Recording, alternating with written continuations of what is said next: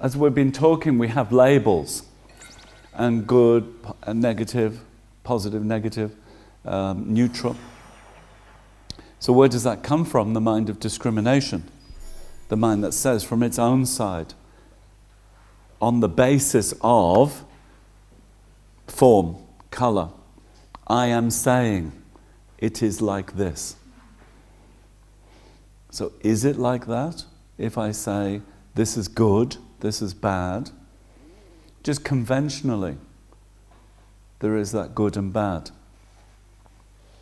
So the good label we can place from our mind based on previous positive karma and then projecting out, this is good. Why good? Well, what's your method of discrimination? From now, up until now, it was based on the self. But now the method of discrimination should be based on other.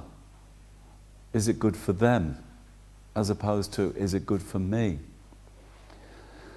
So I think we move in stages from discrimination coming from the self, then discrimination being useful in relation to others, what's beneficial behavior, what's good for them, what's not good for them. But ultimately, then you would remove all labels. You wouldn't have any labels. You'd just know what the object was and the function of the object. So you'd say, water, flower, just like that. But for instance, if this water is poisoned, which is quite likely,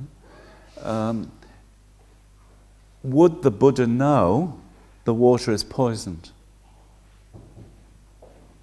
Would you still call it just water? Is the label appropriate to the base?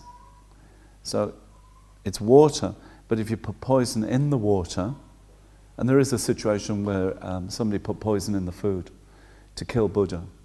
So I'm giving you a real example. So somebody put poison in the water. Now is the label just water appropriate to the base if you know it's poison water? So then the label, goodness gracious, what happened to you? So then you know it's poison water. The label is poison water. Then can you say it's good water or bad water to drink in relation to should I drink it? Then it's bad water because you shouldn't drink it. So I guess in that way, we can use labels in order to benefit others, not to harm others, because you wouldn't want to just offer this to somebody and say, well, there are no labels anymore, so even though I know this water is poisoned, because I'm beyond labels, take the water, knowing it's poisoned. Then what purpose would it be to have no labels? No labels is when you're doing your meditation, you're starting to find the labeling mind. Oh, I really like this and I really don't like this. But can you function without labels? I think in conventional society, we have labels because they're useful for us. But do you believe in the label? Is the next thing to go to. So, are the labels beneficial for us? I think so. In that we just say table, flower, and we can communicate, we know what we're talking about. But more than that, we believe in the label. A really good person, a really bad person. If I say that's a really bad person, and I give you reasons for it, or even don't give you reasons for it, you believe in the labels I'm putting on that person.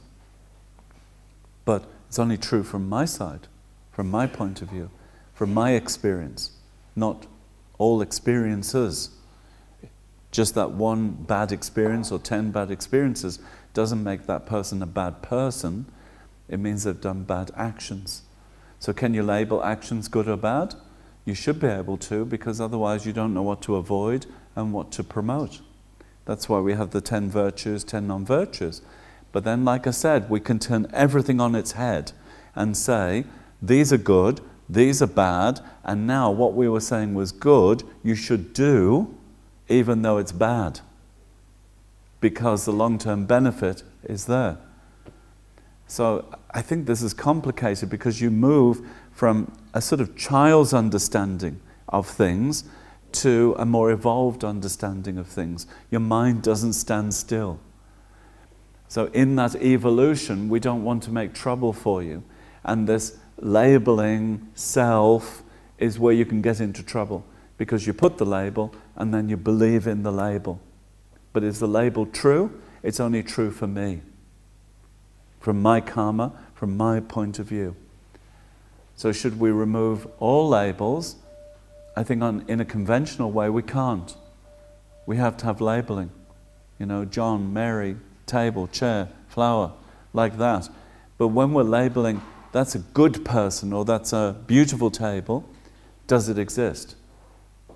Maybe that's where we should be going. Not removing table, but good table, beautiful table.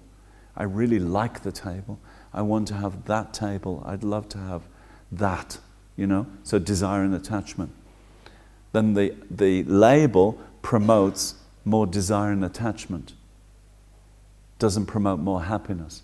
The label can promote more delusion and more dissatisfied mind.